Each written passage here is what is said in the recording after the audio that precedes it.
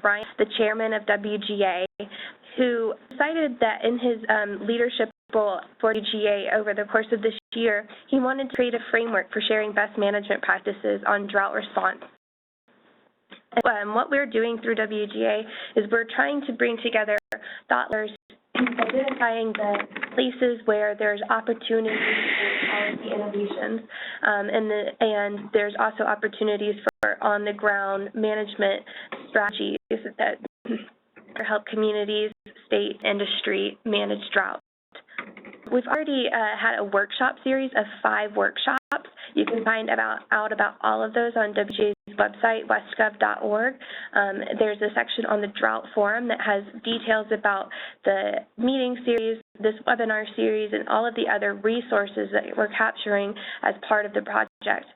Those are all housed in our online resource library, and I'll tell you at the end about how you can submit best practices and case studies to the website. Today we are joined by Secretary Michael Teague, the Secretary of Energy and Environment for the state of Oklahoma, who's going to be the moderator for this event. Secretary Teague is going to help moderate the panelists. We have Paul Swaim from CH2M Hill, the Vice President there for the Senior for Global Service Leader in Drinking Water Use at CH2M Hill. We have Dr. Jerry Sullivan Graham, who is a scientist with the Los Alamos National Laboratory and also the chair of the New Mexico Energy, Minerals, and Natural Resource Department's Brackish Water Work Group. Finally, we have Ken Knox, Senior Advisor and Water Resource Manager at Noble Energy, joining us today.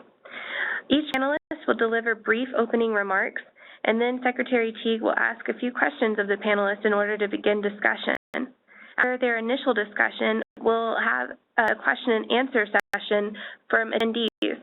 The way that you submit your question and answer is or your questions to be answered, I should say, is you send a chat to me, Carly Brown. I'm listed in the panelists tab in order to have that passed along to Secretary Teague, who will then ask the panelists the question. If you submit a question to the host, that will probably not go through, so please be sure to send it to me, Carly Brown.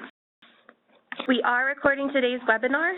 The recording will be posted in just a couple of days, and we'll share that link with you so you can send it around to your colleagues. And if you have any technical assistance questions, you can call WGA at 303-623-9378. If there's not any other questions going to my chat box at this time, I'm just going to go ahead and turn it over to Secretary Michael Teague, Secretary for Energy and Environment for the state of Oklahoma. Secretary Teague. Thanks, Carl. Appreciate it, and really appreciate you guys setting this up today, along with the whole Chairman's initiative. So thanks to Jim, to Holly, Carly, and Zach for getting us to where we are, and for the whole series of the Drought Forums. We actually had the opportunity to host the first of the workshops here in Oklahoma. We were down at the National Weather Center in Norman with our climate survey. With Dr. Kevin Claisel, the director of the Oklahoma Climate Survey and the director of our Mesonet this morning, assured us that the drought is not going away, that it's come back in spades this summer. And so this really is the time that we need to make some serious changes. Around the last couple of days, I was with the Groundwater Protection Council, their UIC, their annual UIC conference, and Peter Gravatt, PA headquarters, the Office of Groundwater and Drinking Water, came in, gave his comments, and he said the 5 fastest growing states across the country, and I don't know where his information or what survey he was using, but 5 fastest growing states. He looked at Texas, Arizona, and Utah. And Florida and North Dakota were the other 2.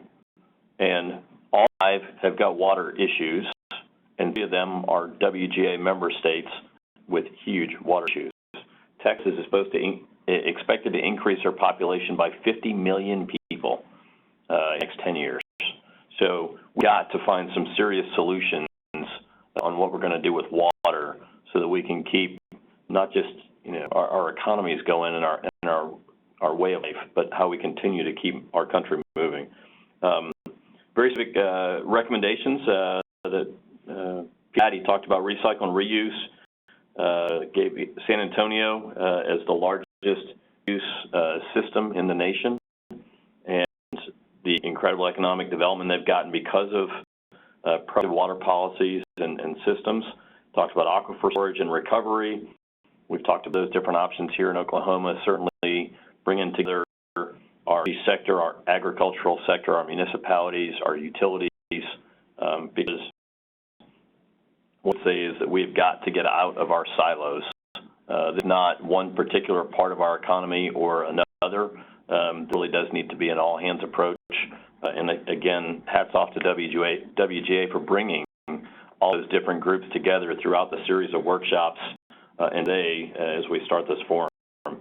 So we really do need to make real changes. We've got to make the best use of the water that we've got, and I mean all the water that we've got, whether it's brackish or fresh, potentially produced.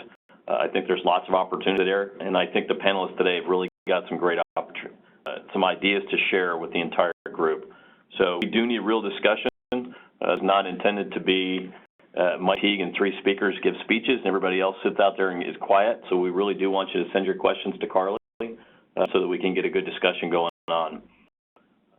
With that, I'll turn it over to our first presenter, and so Paul from CH2M Hill. Paul.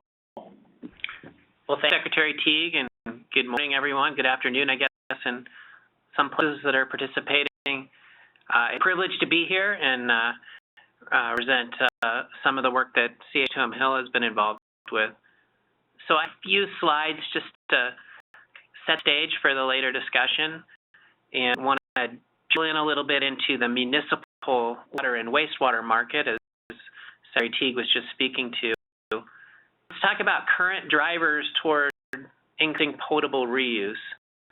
So a few definitions first. When we say water reuse, we're talking about recycling treated wastewater for beneficial use. So if you look at the graphic slide, we have homes and industry discharging wastewater to a sewer that goes to a wastewater treatment plant. Historically, that treated wastewater has been discharged as effluent. In some cases, it goes to a water reclamation plant. So, their level of treatment off for irrigation use, agricultural or landscape, industry for industrial uses, and in some cases, recreational or environmental enhancement.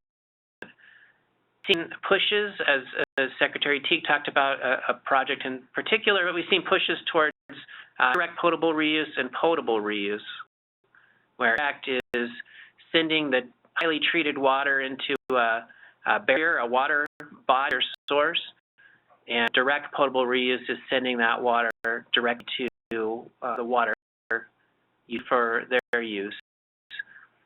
Drivers for increasing water reuse are population growth, climate change, drought. No surprises there, I don't believe. But water scarce, we all know that, especially in the West. Easy supplies for drinking water have already been tapped. They're not available anymore, and we're turning to different sources, and one of those key sources is the use of wastewater. So a trend towards reuse in general and away from non-potable reuse towards potable water reuse. A couple reasons for that. One, non-potable reuse, amount of water needed fluctuates with the season, especially for irrigation systems. So we have much water demand in those winter months than the other parts of the year. And potable uses are often geographically separated by long distances, and that means high cost of conveyance. So we have to pump and pipe that water to where we want to use it. That adds cost to projects, whereas a potable reuse project, we can send that water to one location for incorporation at the water treatment plant and be part of the system there. So I'll go to the next slide. And there's some key additional drivers for potable reuse, particularly in the state of California. Senate Bill 918 on the state regulator there for water and wastewater to investigate and report out by the end of 2016 on ways to increase potable reuse.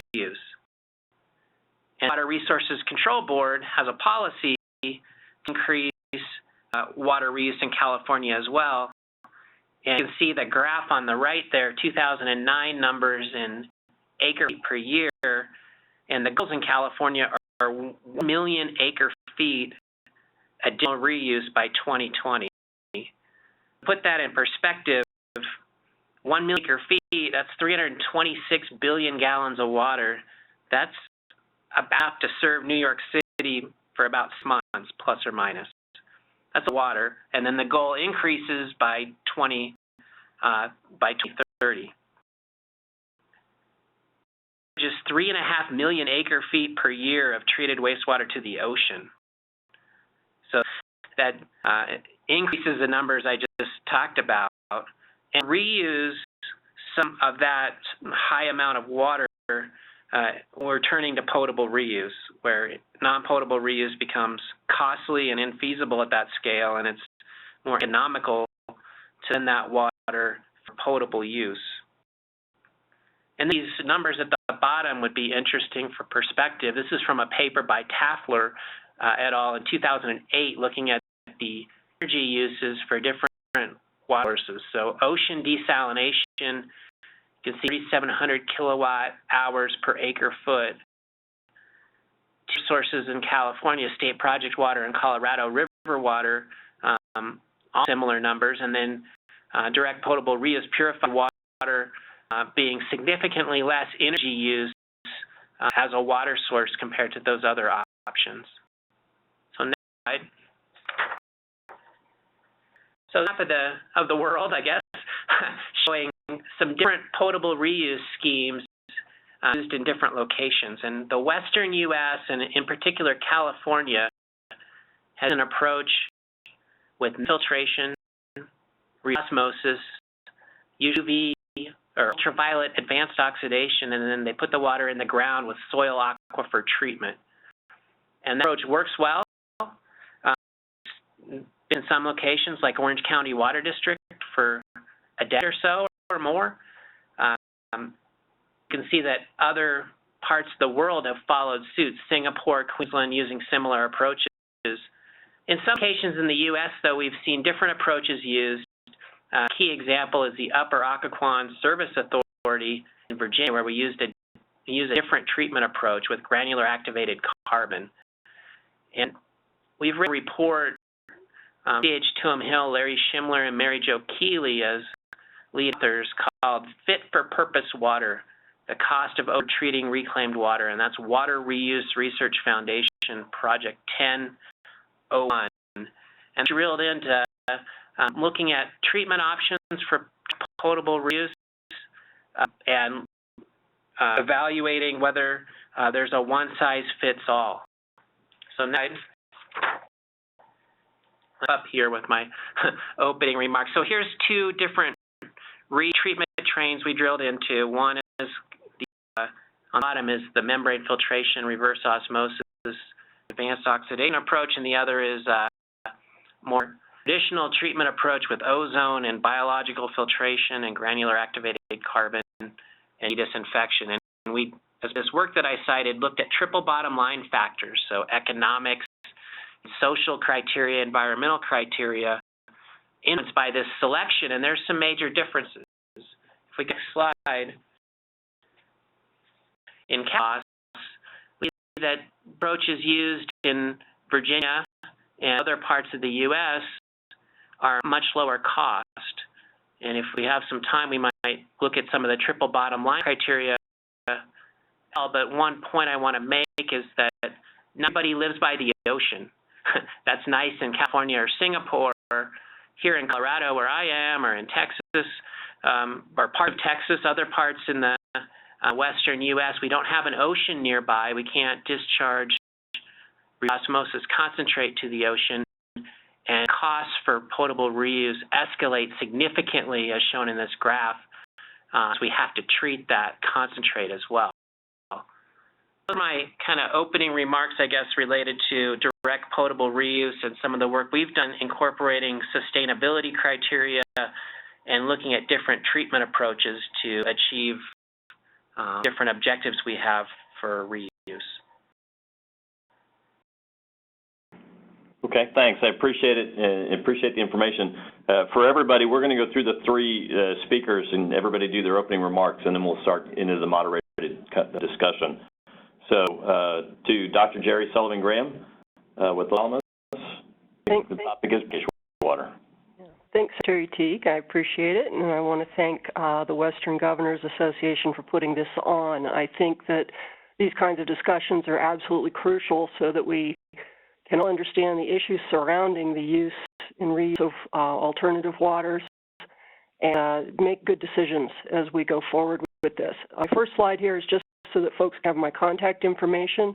I work both at Los Alamos National Laboratory as well as down at the Energy, Minerals, and Natural Resources Department at the state of New Mexico. And also the next slide, we have got a Recoverable Water Initiative occurring in New Mexico under our Drought Task Force. The governor has put their Drought Task Force chaired by state engineer, who is now Tom Blaine. Secretary Martin heads the Recoverable Water Initiative, which comprises two subcommittees and work groups under Brackish and produced water. So working at ways to better implement the use of water and the use and reuse of produced water in the state. And there's actually a set of hearings that are going to go on tomorrow for some new regulations related to reuse of produced water so that oil and gas producers can do a better job at reusing this water in their systems, which is a really neat thing. So I'll go to the next slide. At the state, I get a lot of calls from people who want to be able to extract brackish water and treat it and use it. And I think there's a whole number of issues aside from just the desalination part that are really important when you think about implementing brackish water use. One of them is just flat out availability. It has to be in the right place at the time, at the right volume. We got plants in some places in the country, and these often are peaking plants. Basically, they supply part of the water that is used for a municipality or perhaps for a military base or an industry. However, there are big investments that are made, but they're not always going to be used all the time, because our first choice, if we have lots of water available, would be to use that. I mean, that's the way our systems have worked for many years. We've been using fresh water. It's delivered cheap to us. And brackish water is kind of a luxury item in some respects. We have treatment, of course. Metals, total suspended solids, and minerals that form scale are very common in brackish water. And quite a few costs associated, not only with access in terms of pumping from the subsurface, because much brackish water is surface groundwater. Transport this water, and with pipelines, or in the case of oil and gas, we would be transporting it with trucks in many cases. And there's always a waste disposal act associated with treatment. There's solid material or more commonly liquid concentrate, and that has to be re-injected. And so folks think, okay, I'm going to have a well for extraction, but I also have to have a well for injection of this liquid concentrate.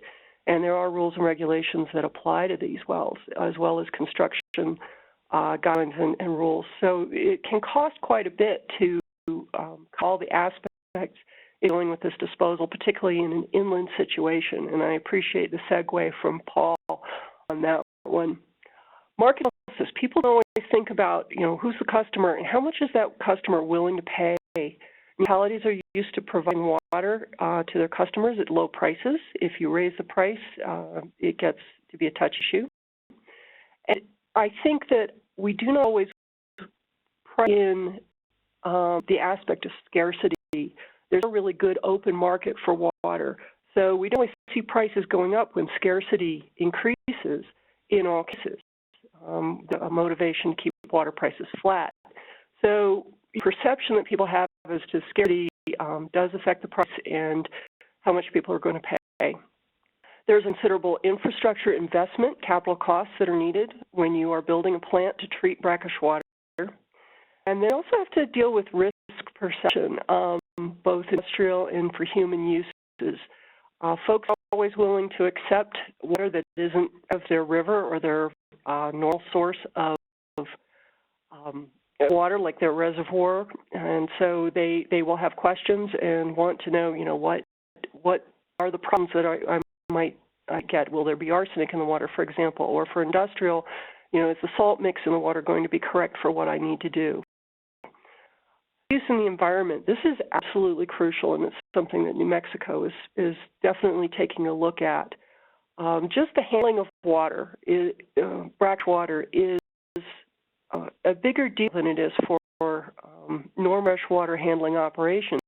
If you have a pipeline and you have a leak, you've got a real problem. So our traditional methods of moving water around have to be examined very closely. We have to be very careful not to impinge upon freshwater resources.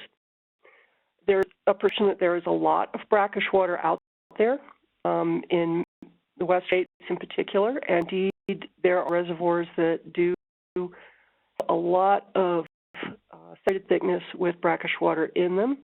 However, those are sometimes connected with fresh groundwater resources as well. There are no confining layers, or in a basin situation, you're connected to sources of recharge. And so if we draw down brackish water reservoirs, we need to be sure that they are not going to also draw down freshwater resources as well. And this is really important. Operations, like I said, spills can be a problem. If we're drilling wells into brackish water, those wells need to be corrosion resistant. Our pipelines, pumps, and storage mechanisms need to be corrosion resistant. There are long-term sustainability issues with brackish water. If we have brackish water that is in a closed reservoir that is not connected to fresh water, we need to be aware that there may be some planned obsolescence of that reservoir. We can only pump but for so long before the cost of pumping get too high or the amount of discharge that we're able to obtain becomes low. And you have to consider recharge to these reservoirs and if it is going to exist. To do that, you have to have good hydrologic studies, and you have to have good data in your region or your basin where you're going to implement use. Of policy issues that need to be addressed in some states because brackish water has never been accessed before in many cases. So looking at water rights or rights of capture are very important. We need to consider, if our policies that have been applied to freshwater resources also apply to brackish water. And we also need to think about basin transfers and what that does to the hydrology of different regions and the water resources. Policies, of course, feed into our regulations. We need to bring those up to speed with our current state of knowledge and interest in brackish water. Financing, it can be public or private. Sometimes it's a combination of both. Our facility in Alamogordo, for example, there's a new facility going in there, and both public and private. And then so we have a partnership in that case, and there's a number of different structures. One final note, and that is with the next slide. DOE, which is who I interact with quite a bit, is looking at the energy-water nexus and the amount of energy that it takes to treat and move brackish water, as well as the amount of water that it takes to create the energy that we use in water treatment and other things in this country. So I just want to refer folks to this report. It's a nice report and came out this past year, and it should be very useful to folks. That's all.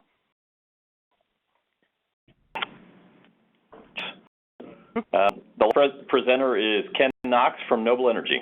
Ken? Good, folks. Thank you, Secretary Teague. Paul and Jerry laid an outstanding foundation. What I'm going to focus on is regards to the energy produced water development opposed to the municipal that Prince Paul discussed. This slide is just to try to illustrate the trend. Produced water, flow back water, discipline historically has been viewed as a nuisance, a waste, something to be managed. However, I do need to emphasize now that the entire water management program from a full life cycle, from the setting of the water, the use, the management from pipes versus trucks, etc., But the point we want to focus on today is the disposal, the treatment, the recycling of those wastewaters is now at the forefront of the element of energy plays throughout the United States, North America, and frankly, the world. Next slide, please. So our alternatives.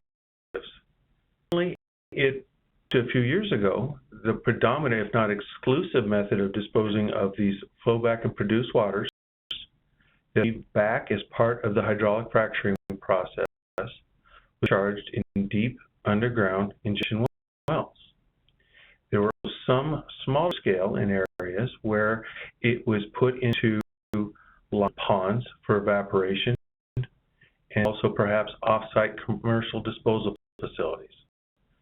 Those two, the evaporation and the off-site commercial disposal, they tend to be decreasing in popularity with the of additional regulatory as well as environmental issues. So what we're focusing on today, and I believe the future, is in regards to the treatment, the recycling, and reuse. One of the things I would like to emphasize, folks, is please consider every geologic formation and locale has its own nuances.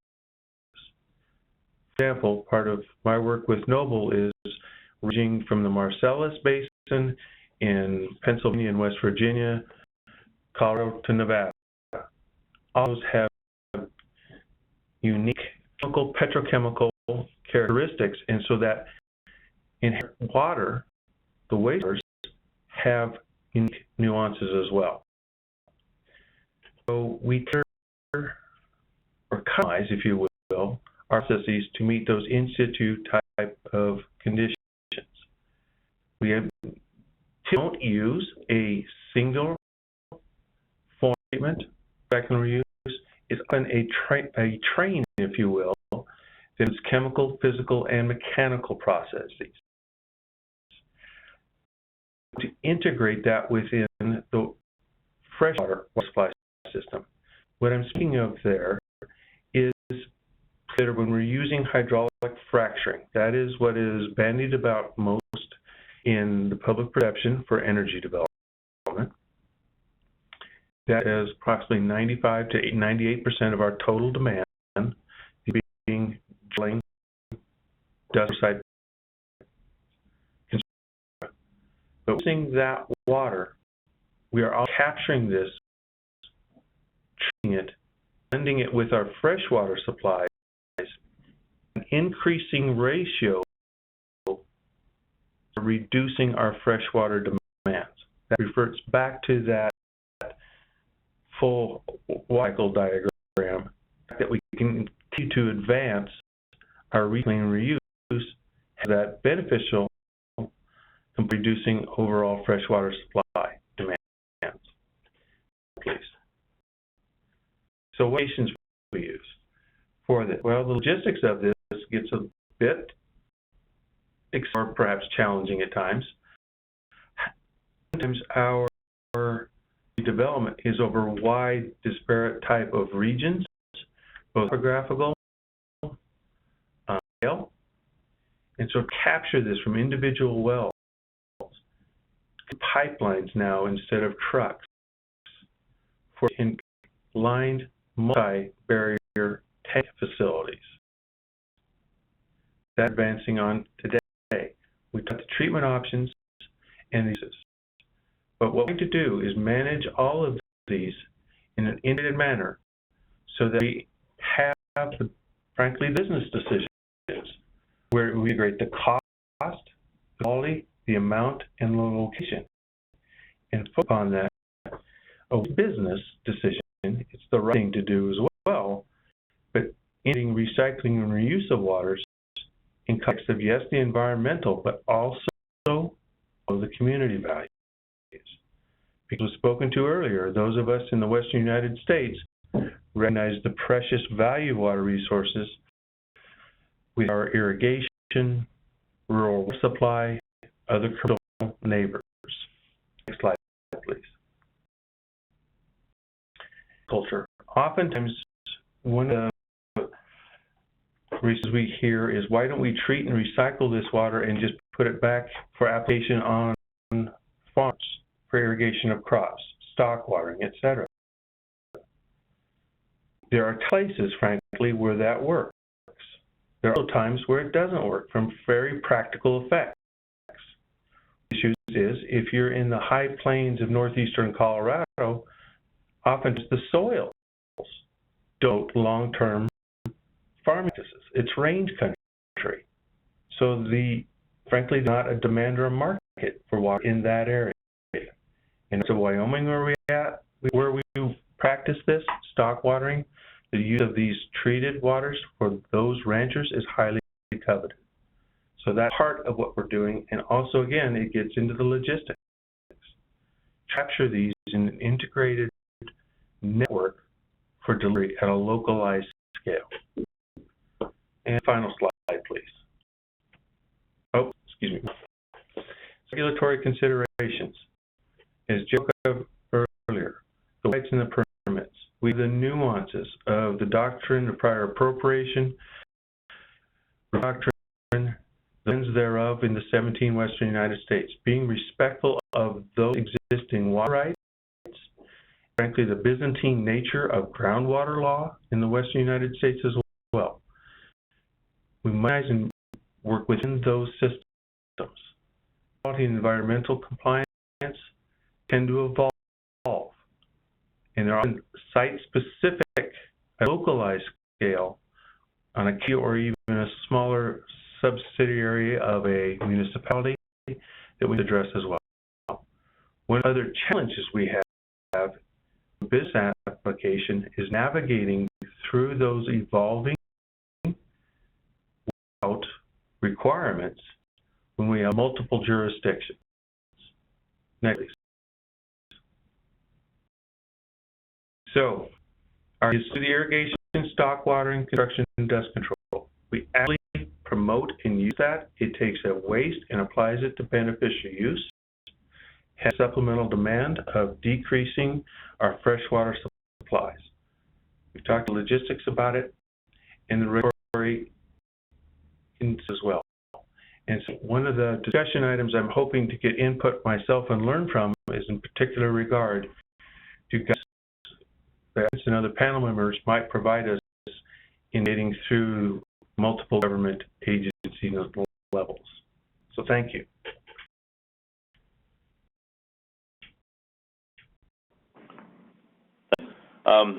So I've got a question here for each of the panelists. Meant for the rest of you to start sending your questions to Carly. This truly is meant to be interactive and really to be able to answer some of the questions across all of our states. So Paul, I'll start with you. Your graph had the capital costs for different reuse treatment schemes, and on the bottom it had the energy use, which I thought was really interesting. How do annual O&M costs compare? Is that something you guys have looked at as well? Yeah, Secretary Teague. So I guess I got so excited at the beginning, I didn't make one major point, which is probably inherent from the graphs I'm showing or showed on capital costs, and here's the O&M graph popping up.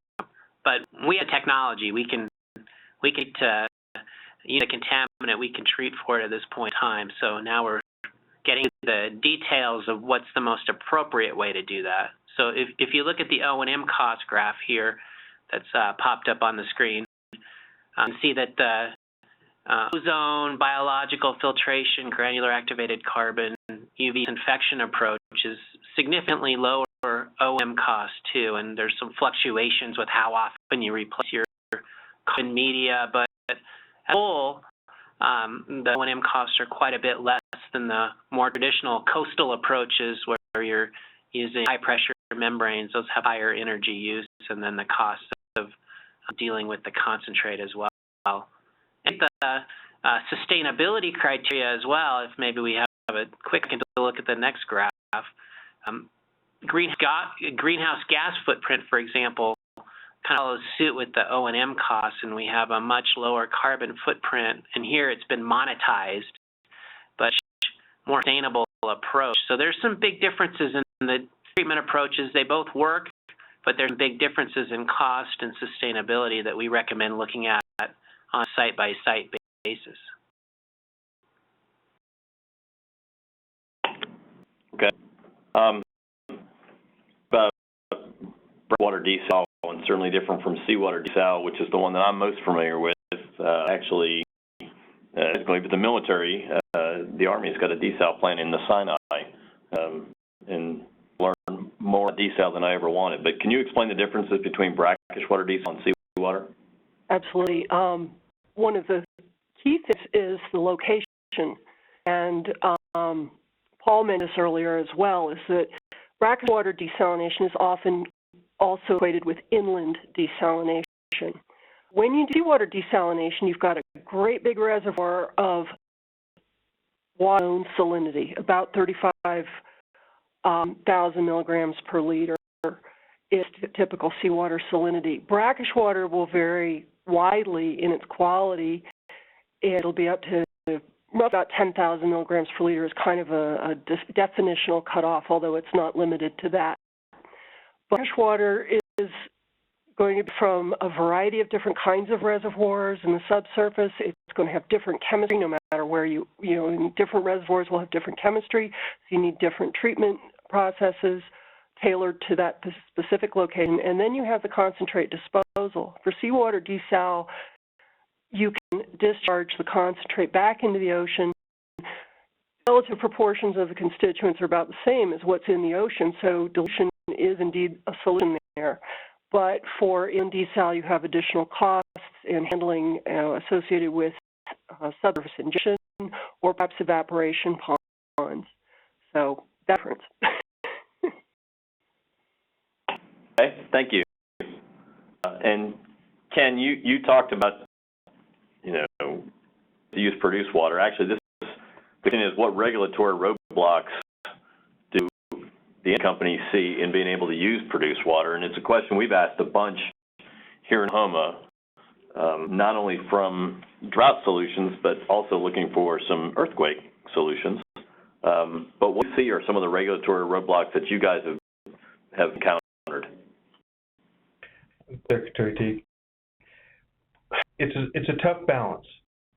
Energy companies, we've certainly recognized the value, and frankly, between the rock and the hard place, the regulatory agencies exist. One of the challenges, the most problematic, I think, for all, is this evolution. If I give you somewhat of an example, when a company is coming into a basin, developing a source of supply, sometimes making the conscious decision not to compete with other neighbors and seek a deeper non-tributary source. That seems applicable all around. It's using perhaps more brackish water that's suitable for energy needs. It's competing with the tributary water supplies serving irrigation or other rural domestic supplies, etc. However, as that starts, and it's based upon, that application, those business decisions are based upon existing statutory law. Things that seem to work, others join in, the demand becomes what eases to the point it garners additional concern by the public that prompts policy intervention or rules by well-intended regulatory officials trying to get their arms around it. But of that is it the business profile, often delaying things, including development, by and not sure that those consequences are fully vetted. They tend to be more of a reactive than those that are coming in with more of a point of view. Ken, up on that, do you see at this level, or maybe at the federal level as well, do you see that it's because you get different regulatory agencies focused on certain aspects? In Oklahoma, it's a Water Resources Board and a Department of Environmental Quality and a Corporation Commission that regulates the oil and gas industry. Do you see that it's a disconnect between agencies? think that's well said and certainly part of it. I mean, Secretary, it's pretty clear, at least in my mind and understanding, the dominant water authority and regulatory control has been vested to state agencies. Of course, the federal government has an important role on that. When you start to encroach upon NEPA or other federal applications, sometimes arises not between the energy companies necessarily, but between federal and the state agencies who control over that in the development process. That prompts issues and et cetera that can sometimes have a chilling or certainly a time deferred impact. I mean, no one wants to impact the environment or the community in an irresponsible manner. But a coordination beforehand would be sincerely appreciated. That part, Ken. It's something, when I was with the Corps of Engineers, between federal agencies, it's something that at the level we think that our agencies are working really well together, but always room for improvement. And so I think at both levels we've got some stuff that we can do. Okay, we're starting to get a couple of questions coming in here now, so I'll ask the first one from Catherine Dom, question for all the panelists. What consider the major research needs in each of your respective areas for implementing water reuse?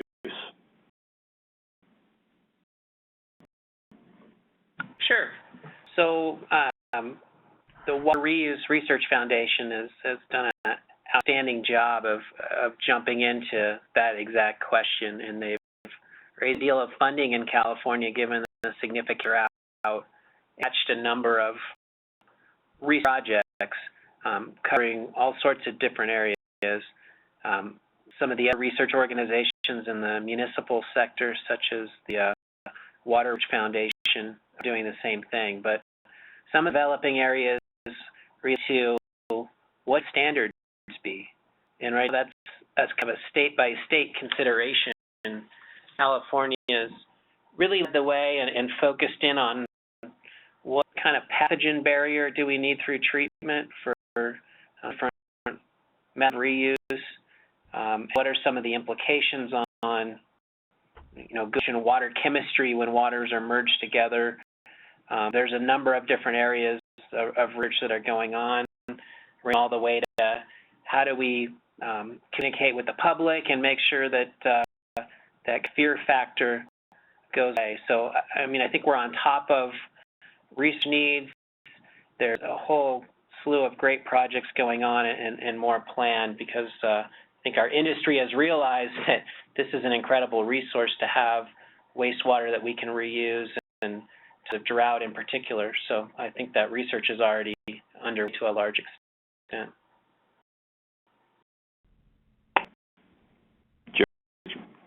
One of your house over there with the lab. So what else to it? Well, I have a tendency to think, of course, on the energy side of things, being with Department of Energy. And so I think as we move into using water that is not necessarily fresh, we have to consider the energy consumption that will accompany treatment and the transport that's going to be needed. This is a change to our systems, and so understanding what this does to the amount of energy that we're going to have to create and insert into the process is going to be important. I think the use of renewables, for example, is going to be an important part of that.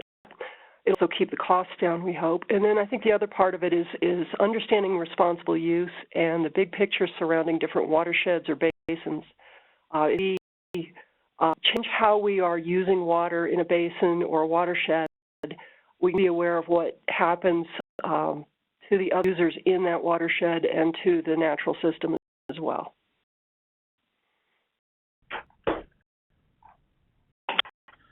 Ken, I don't know if everybody, at least,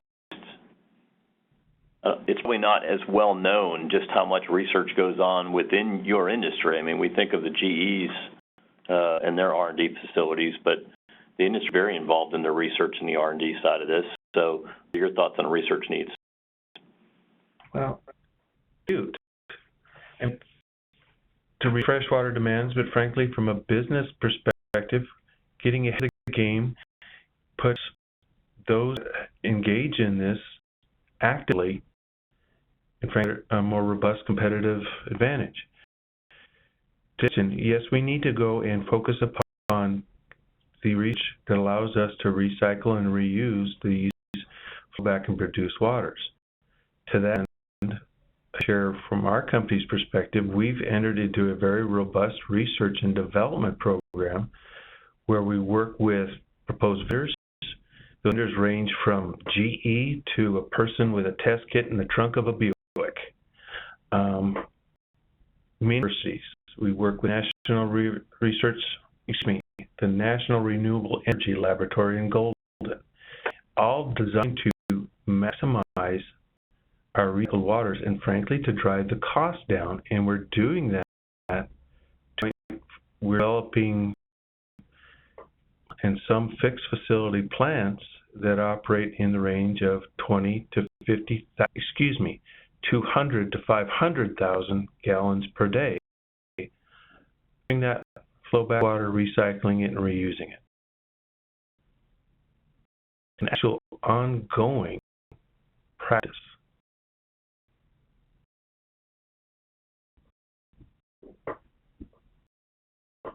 Thanks, Ken. Okay, the next question is from Alan Matson from Utah. Treated effluent often goes downstream to satisfy downstream water rights and environmental needs. Reuse be advanced in situations where there's already reliance on the return flows. Full panel. Anybody have any thoughts? Paul? I don't have brilliant thoughts on that. I mean, it's an excellent question, and one, again, that gets into the need to make the right decisions for the specific community. I don't have any more to add than that. One, this is Jerry.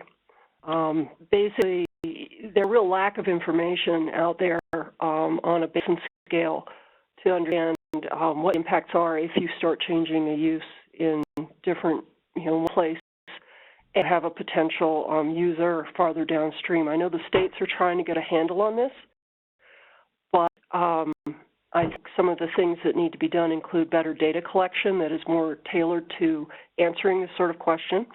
So state agencies are one player in that, but also research groups as well.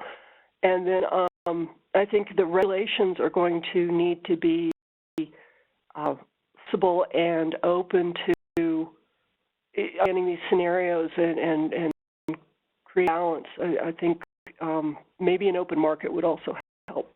So.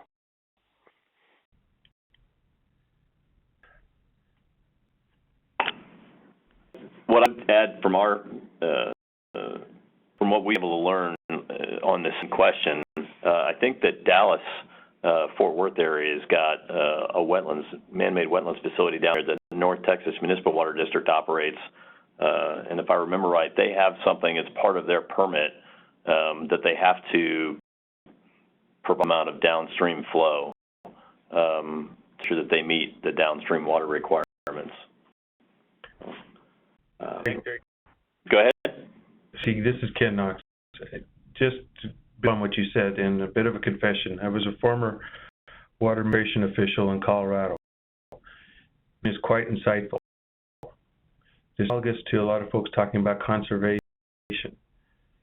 Any reuse and recycling and research that may cause an adverse impact to Dallas or any other federal water right can work through this process. That's part of working within those water right and permit systems.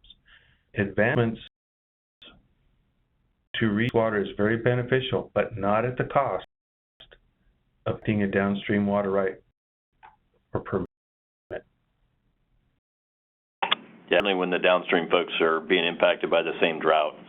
You may have a different conversation if you were in a flood fight, for instance, or a time of the year where you had excess water. But again, back to we're really trying to figure out solutions for a drought. Next question from Chris. and I apologize for screwing up the pronunciation of that. Can the panelists talk more about the move from non-potable reuse to potable reuse? How is that progressing across the country, and which states are leading in it? Paul, I'm happy to talk to that. I think I covered a little bit of that early. California is certainly at the forefront of that, and it's really a economic driver.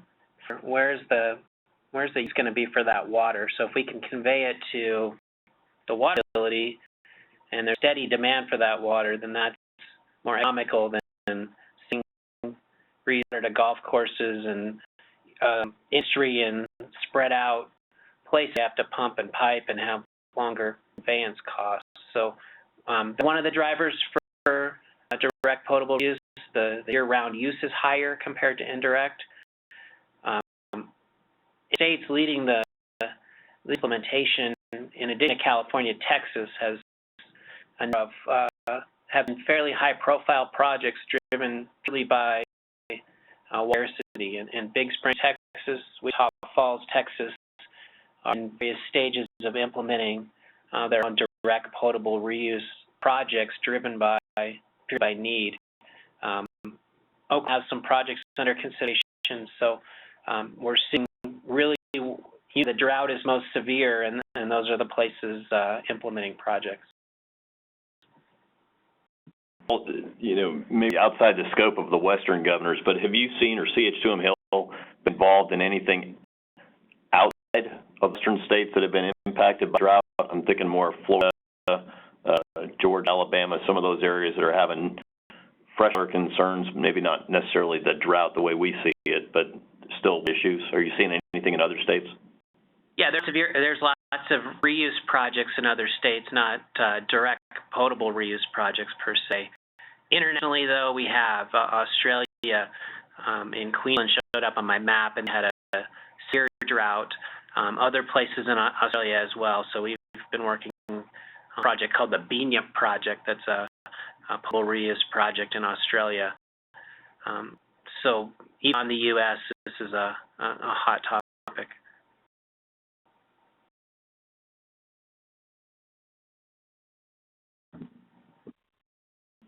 Okay. Questions coming in from the crew. We've got a couple we had set up ahead of time. Jerry, what kinds of studies should be done to determine if brackish water exists and useful for a particular community? Well, because brackish water isn't a resource that has been well characterized in many places because it wasn't what the target was when we were drilling for water. You were drilling a well, you stopped when you got onto the brackish water and you backed up. So in many cases we have a lack of information. I will say that the USGS, Texas, and some other folks, including Bureau of Reclamation, have done some very good work looking at brackish water resources, and the GS is now doing a very large study across the country to try and better assess what is there. I think that oil and gas contribute strongly to this. I think there's also geothermal folks at the DOE who could contribute to this kind of information. But then we've got to take that and get it out to the states and potential users for this for the water. So that's going to be another place where stakeholder outreach is going to be very important. And DOE is possible as a good leadership group to try and lead things. They're deciding how they're going to work with that now. It would definitely have to be in conjunction with other federal agencies like the GS and rest of the Department of Interior and EPA, et cetera, as well as the states.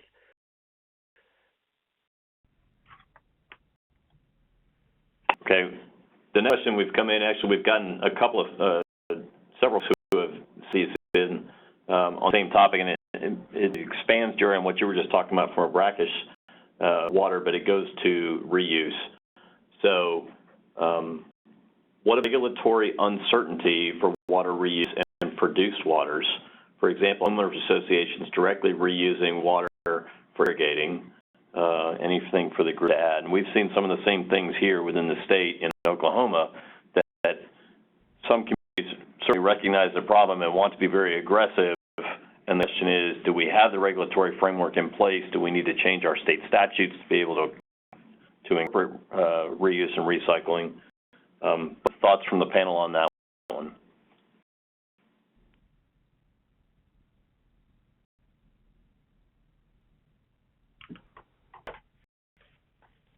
Paul, I think you kind of just hit the nail on the head.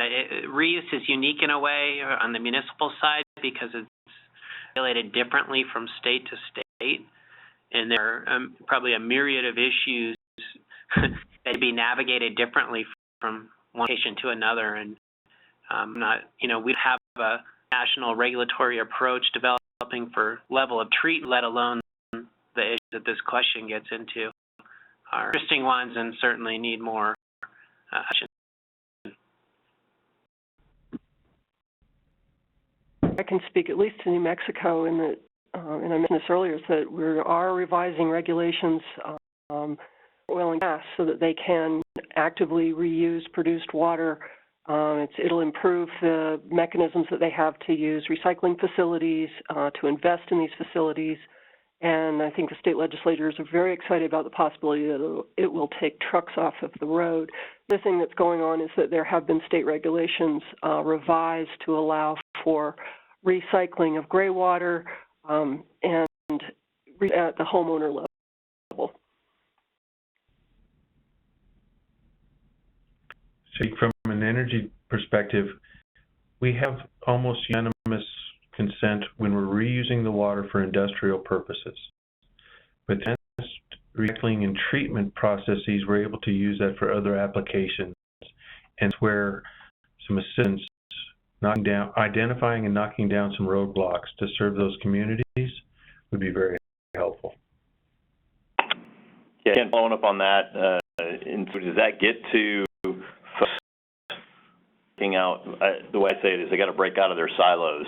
I mean, we talk a lot on the energy industry here in Oklahoma and recycle and reuse, but how do we get the ag industry to be part of that conversation? How do we get the municipalities, the M&I water part of it? How do we get the utilities? Does that go to what you're talking about? Once you break out of that silo, you start getting into different regulatory frameworks and different agencies are getting involved? And yes, sir, it does. And one example we did was, we're in the nascent stages of it, but we created a forum where we bring in top leadership from the Department of Natural Resources in Colorado. We bring in engineering expertise from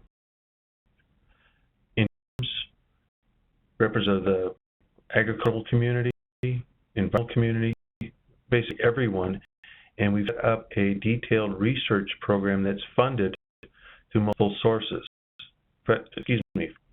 State, environmental, energy are all funding this type of research and, frankly, that policy development. To start.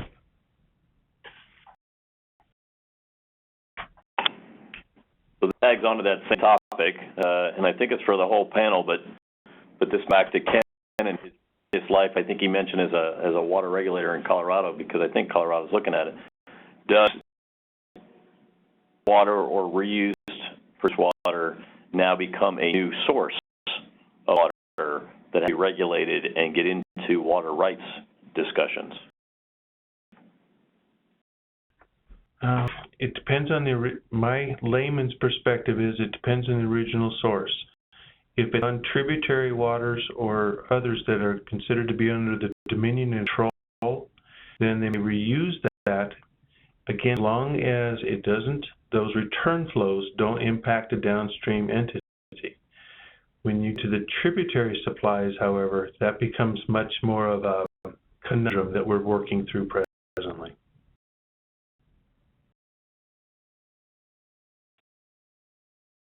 So that as long as oil and gas produced water is reused within the industry, it is not considered to have a water right, and it is an exempt water. However, once that water is treated and released to the public, so to speak, then it can be assigned a water right, and that's an area where more work is needed to understand how that would all fit together.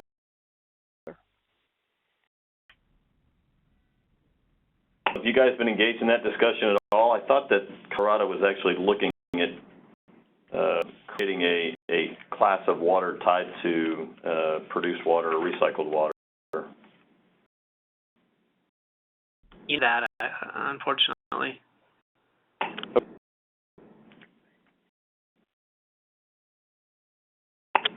All right, we are right on schedule, and if everybody else's calendar looks like ours, you're probably running off the phone to get to your next meeting. Carly, thanks again for the opportunity to bring everybody together. To Paul, to Jerry, to Ken, really appreciate the time that you took to put your presentations together and for the prep calls ahead of this for today and for your insights today. Really, really helpful, certainly for us here, and I hope it was for everybody else that was on the line. So, Carly, I'll pass it back to you.